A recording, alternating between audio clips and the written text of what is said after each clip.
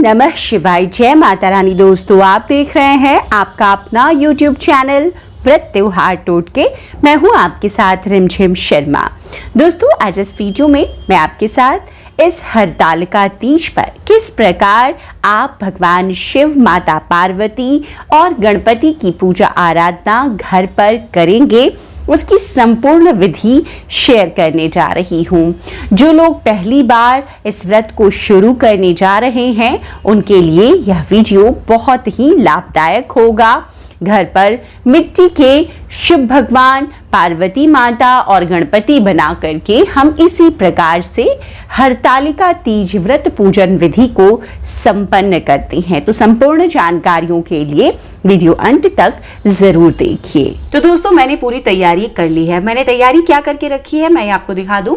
मैंने एक केले का मंडप बनाया है, एक चौकी है पूजा की, उस पे मैंने पीले रंग की एक आसनी, एक कपड़ा बिछाया है और मैंने विराजमान किया है तमाम देवी देवताओं को जिनकी पूजा हम हरतालिका तीज व्रत पे करते हैं। भगवान शिव हैं, माता गौरी हैं और भगवान गणपति हैं। तो इनकी पूजा आराधना हम करते हैं और इसीलिए हमने इनको यहाँ पे स्थापित किया है। जो भी आप जिस तरीके से चाहते हैं सजाना मंडप को सजा लें, सामग्री सारी आप साथ में रख लें। उसके बाद आप सबसे पहले पूजा कैसे करेंगे, अब इसकी मैं शुरुआत करके आपको दिखाती हूँ। सबसे पहले हम एक कलश की स्थापना करते हैं, जैसे आपको तमाम व्रतों में करना होता है। तो हरतालिका तीज व्रत में एक कलश की स्थापना करेंगे। अच्छा, एक और बात बता दूं, दिशा का आपको ख्याल रखना है। दिशा जो है हमेशा आपको पूर्व दिशा की ओर मुख करके पूजा करनी चाहिए। पूर्व या उत्तर पूर्व का कोना आप ले लें। तो मैंने ये उत्तर पूर्व का कोना लिया हुआ है। यहीं पर इस तरह की कोई पूजा मैं करती हूँ तो मैंने इसी कोने में ये स्थापित किया हुआ है। अब मैं आपको आगे विधि बताती हूँ। सबसे पहले कलश का आह्वान वरुण देवता का करते हैं। तमाम देवी देवताओं का हम आह्वान एक साथ कर लेते हैं कलश में। इसीलिए किसी पूजा में सर्वप्रथम कलश की स्थापना करनी होती है। तो चलिए, सबसे पहले कलश स्थापना के लिए, कलश के लिए मैंने देखिए एक पात्र लिया है। पात्र में ये 9 पल्लव मैंने लगा दिए हैं। कलश के अंदर आप 5 पल्लव भी लगा सकते हैं, 11 भी लगा सकते हैं। इस पे एक स्वास्तिक आपने बनाना है। मैंने स्वास्तिक बना दिया है। इसके गर्दन में आप एक कलावा, एक वस्त्र जरूर धारण करवाएं। अब इस कलश के अंदर मैंने एक द्रव्य लिया है, एक सिक्का डाला है, अक्षर डाला है और एक सुपारी। ये जरूरी सामग्री और फूल ये आप डाल दें, क्योंकि इसी में तमाम देवी देवताओं का हम आह्वान करते हैं। तो दोस्तों, भगवान शिव शंकर की पूजा में हमें सफेद चावल लेना होता है। सफेद चावल का ही हमें अष्टदल कमल बनाना होता है, जिस पर हम कलश की स्थापना करेंगे। अगर आपको अष्टदल कमल बनाना आता है तो बनाएं, नहीं तो आप सफेद चावल कलश के नीचे रख भी सकते हैं, वो इस तरह। और कलश बनाते वक्त आप एक बात का खास ख्याल रखें, आप जब भी कलश बनाएं तो देवी देवता के बाएं तरफ बनाएं। तो मैं यहाँ पर एक अष्टदल कमल बना देती हूँ छोटा सा। अगर आपको नहीं भी आता है तो कोई बात नहीं है, आप इसके लिए परेशान ना हो। इसी तरह से जैसे मैंने ये गोल बनाया, आप ऐसे बना करके इस पे सीधा कलश भी आप रख सकते हैं।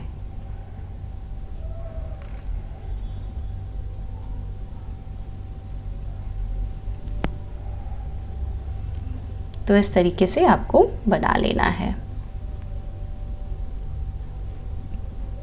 और इस पे आप बीच में कलश की स्थापना, वरुण देवता की स्थापना कर लीजिए। अब इसके ऊपर ये नारियल रखना है मुझे। नारियल में आपको मैंने बताया कलावा पहले से बंधा हुआ है, इस पे सिंदूर अर्पित किया हुआ है मैंने, और ये पहले से साफ सुथरा धोया हुआ है।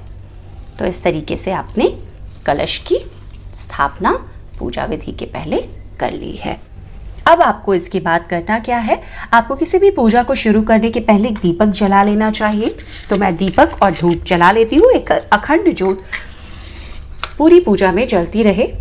तो मैंने एक अखंड ज्योत, जो जब भी जलाए 2 बातियों की, ये मैं बार बार कहती हूँ किसी भी पूजा में। तो ये घी का, और ज्योत जब आप जलाएं तो इसमें एक बात का खास ख्याल रखें, ज्योत आप जब भी जलाएं वो दाहिनी तरफ, और यहाँ पर भी थोड़ा सा चावल आप नीचे रखें और उस पर ये अखंड ज्योत आप रख दें। इसके बाद धूप भी जला लेती हूँ मैं।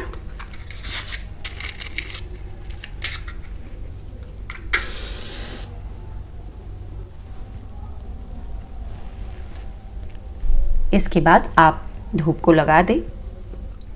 अब हम पूजा विधि शुरू करेंगे। तो दोस्तों, धूप जलाने के बाद अब सबसे पहले आह्वान किया जाता है किसी भी पूजा की जब आप शुरुआत करते हैं तो तमाम देवी देवताओं, खास तौर पर गणपति का आह्वान किया जाता है। उसके लिए एक पान का पत्ता, एक सुपारी, एक फूल, अक्षत और एक सिक्का, ये कम से कम जरूरी सामग्री है जो आपको चाहिए। तो इसमें आप सभी देवी देवताओं का, भगवान गणपति का आह्वान कर इसे आप इधर रख सकते हैं, साइड में रख दीजिए। और इसके बाद पूजा विधि को हम आगे बढ़ाएंगे।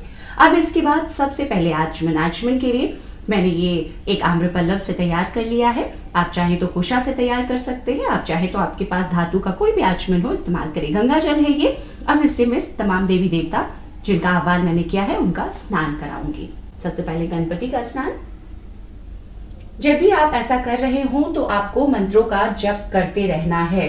ये बहुत जरूरी है क्योंकि मैं बता रही हूँ, मैं बोल रही हूँ आपके लिए, तो मैं मंत्रों का जप नहीं कर पा रही हूँ, लेकिन आप ऐसा जरूर करें।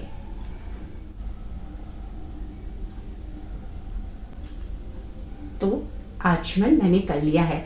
अब अभिषेक की तैयारी है भगवान भोलेनाथ की। अभिषेक के लिए मैंने पंचामृत आपको दिखाया भी है। जो सामग्री का एक वीडियो मैंने तैयार किया है वो पहले से तैयार रखा है, तो आप भगवान का पंचामृत से स्नान कर लें। आपको मैं बता दूं, ये जो मूर्तियां मैंने बनाई है खुद से तैयार की है, मिट्टी की है, चिकनी मिट्टी की है, और इसे पूजा के बाद हम विसर्जित कर सकते हैं। क्योंकि जो मूर्तियों की पूजा हम करते हैं किसी विशेष खास पूजा में, उन्हें फिर हम घर में नहीं रखते, उनका विसर्जन होता है। और खास तौर पे हरतालिका तीज व्रत में जब हम भगवान की मूर्तियां, शिव भगवान की, माता गौरी की और गणेश भगवान की बनाते हैं तो इनका विसर्जन ही है, इसीलिए तो हम इस तरह से उनकी पूजन विधि रखते हैं। अब भगवान शिव शंकर भोलेनाथ का पंचामृत से मैं अभिषेक कर लेती हूँ। ओम नमः शिवाय, ओम नमः शिवाय, ओम नमः शिवाय। तो इस तरीके से आप कर लें, अभिषेक कर लें उनका। उसके बाद साफ जल से भी आपको एक बार स्नान कराना होगा उन्हें। सर्वप्रथम पूजनीय गणेश, तो सबसे पहले गणेश भगवान को पीले चंदन का ये मैं टीका तिलक कर रही हूँ। माता को भी पीले चंदन का तिलक कर सकते हैं। भगवान शिव शंकर भोलेनाथ के लिए सफेद चंदन रखा है मैंने, तो भगवान को सफेद चंदन का तिलक करूंगी। भगवान गणपति को कुमकुम,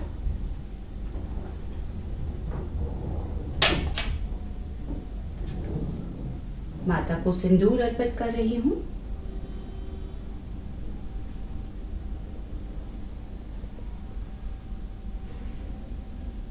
गणपति को भी सिंदूर अर्पित किया जाता है। पीला सिंदूर हो तो बहुत अच्छा है। मुझे पीला सिंदूर नहीं उपलब्ध हो सका तो मैं ये लाल सिंदूर ही अर्पित कर रही हूं। इसके बाद गणपति को पीले अक्षत, माता गौरी को भी पीले अक्षत और भगवान भोलेनाथ को सफेद अक्षत अर्पित करेंगे।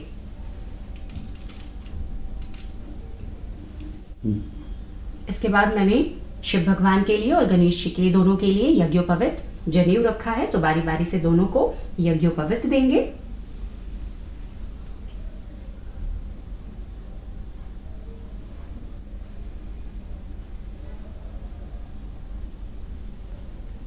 यज्ञोपवीत के बाद वस्त्र के तौर पर ये रक्षा सूत्र है।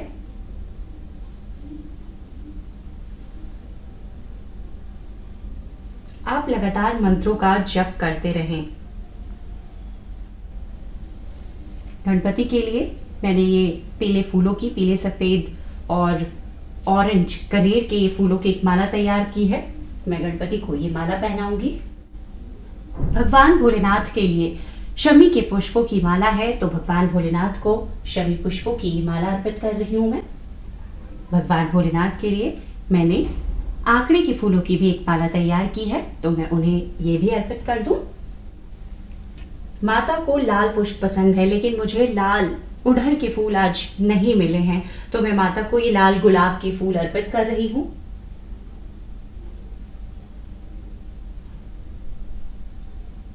और इसके बाद जो भी फूल है मैं सभी फूलों को अर्पित करूंगी, जिसमें आंकड़े के फूल, कनेर के फूल, शमी के पुष्प, तो एक एक कर मैं ये अर्पित करती हूँ। तो देखिए इस तरीके से मैंने जो भी फूल लाए थे भगवान को अर्पित कर दिए। फूलों को अर्पित करते समय ध्यान दीजिए सभी फूलों पर भगवान को सुंदर लगने चाहिए। इसके बाद भगवान को बहुत पसंद है बेल पत्र, तो ये भगवान के लिए मैं बेल पत्र लेकर आई हूँ। भगवान भोलेनाथ के लिए आप संख्या 3, 5, 11 कुछ भी रख सकते हैं, 9 रखें। तो इस तरीके से मैंने ये 11 बेलपत्र भगवान को अर्पित करने हैं। आप एक एक बार करके एक एक बेलपत्र भी अर्पित करें, ऐसे मंत्रों की जाप के साथ। ओम नमः शिवाय, ओम नमः शिवाय।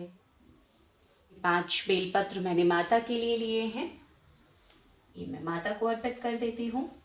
और ये गणेश भगवान के लिए छोटे छोटे से बेलपत्र, बिल्कुल नाजुक वाले, तो ये मैं गणपति को अर्पित कर देती हूँ।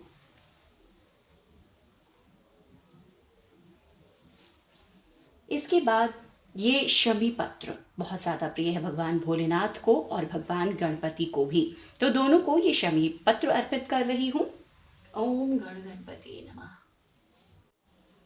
भगवान भोलेनाथ को धतूरे के फल बहुत प्रिय हैं, तो धतूरे के फल उन्हें अर्पित करते हैं। ओम नमः शिवाय। भगवान गणपति के लिए ये मैंने दूर्वा घास रखी है, तो ये दूर्वा मैं गणपति के लिए 11 दूर्वा मैंने निकाले हैं चुन के। ओम गणपति नमः। भगवान भोलेनाथ के लिए ये भांग है, बहुत प्रिय है भगवान को, तो मैं ये उनको भांग अर्पित कर रही हूँ। तो अब बारी आती है भोग की। तो सीजनल फल जो भी मिले आप वो भोग में इस्तेमाल कर सकते हैं। तो मैं ये भोग में ये फल अर्पित कर रही हूँ भगवान को।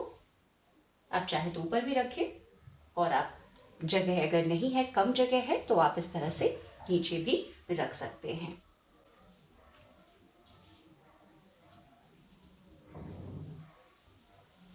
इसके बाद हरतालिका तीज व्रत की पूजा पे गुजिया हम घरों में बनाते हैं, तो हम गुजिया अर्पित करेंगे सभी देवी देवताओं को।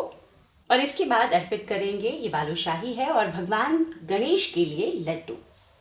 तो इस तरह से जो भी भोग आपको मिले, जो भी मिष्टान, मेवा, फल आप चाहते हैं वो भगवान को अर्पित करें। भगवान की पूजा में, किसी भी भगवान की पूजा में दोस्तों, ये नहीं है कि एकदम वही चीज़ अर्पित करनी है, जो मिल जाए।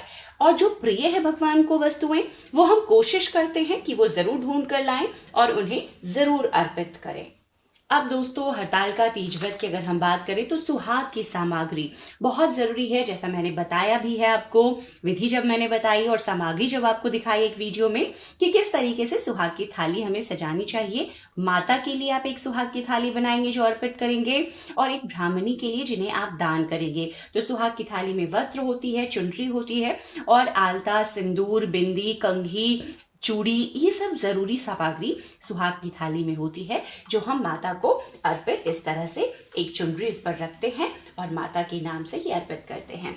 ये सुहाग की थाली जो आप अर्पित कर रहे हैं माँ को, ये आप खुद भी पहन सकती हैं, लेकिन एक अन्य थाली भी आपको जो रखनी है वो रखनी है जिसे आपको ब्राह्मण को दान देना है। इसके बाद दोस्तों आपको हरतालिका तीज व्रत की कथा पढ़नी है। कथा पढ़ेंगे, इसके बाद आप आरती करेंगे। एक अन्य बात जो बहुत ज़रूरी है हरतालिका तीज व्रत में, वो है आपका सिंधौरा।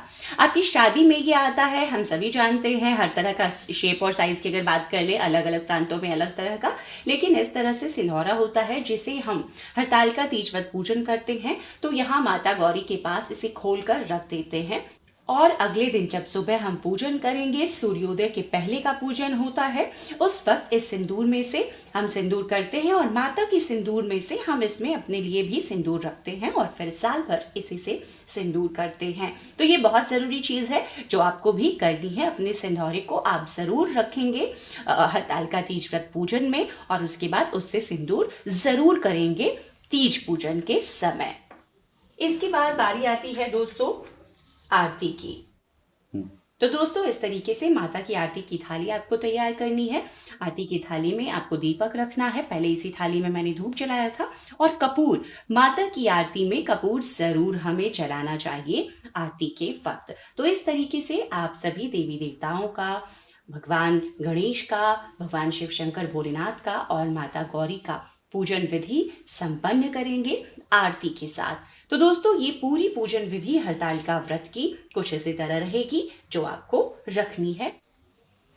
तो दोस्तों, आरती के बाद इस तरह से पूजन संपन्न होता है। शाम की जो हरतालिका तीज व्रत के दिन की पूजन है, जो प्रदोष काल में हमें करनी चाहिए। अब अगले दिन सुबह फिर हम उठेंगे और विधिवत पूजन करेंगे। पूजन करने के बाद जो जिस भी कपड़े पर आपने भगवान को स्थापित किया है, माता गौरी और शिव शंकर भोलेनाथ गणेश जी को स्थापित किया है, इसी कपड़े पर इन तमाम सामग्रियों के साथ उन्हें आपको जाकर विसर्जित कराना है। आप किसी नदी में बहते जल में इन्हें विसर्जित कराएं। सूर्योदय के पहले विसर्जन जरूरी है। इसके बाद घर लौटेंगे आप और इन्हीं में से किसी चीज से, बहुत लोग खीरा से करते हैं, बहुत लोग, ये देखिए अलग अलग प्रांतों की बात होती है कि व्रत का पारायण वो किस चीज से करें, लेकिन आमतौर पे जो हमारे नॉर्थ इंडिया में, खास तौर पर अगर बिहार और उत्तर प्रदेश की बात करें तो बहुत सारे इलाकों में काले चने को भिगोकर रखा जाता है सुबह और उसी से व्रत खोला जाता है। तो इस तरीके से हरतालिका तीज व्रत की ये संपूर्ण विधि मैंने आपको बताई। उम्मीद करती हूँ जो पूजा विधि मैंने आपके साथ शेयर की है आपके लिए उपयोगी साबित होगी। अगर फिर भी कुछ समझ में नहीं आया तो आप कमेंट बॉक्स में कमेंट कर मुझसे पूछ सकते हैं। वीडियो देखने के लिए बहुत बहुत शुक्रिया। जय माता रानी, हर हर महादेव।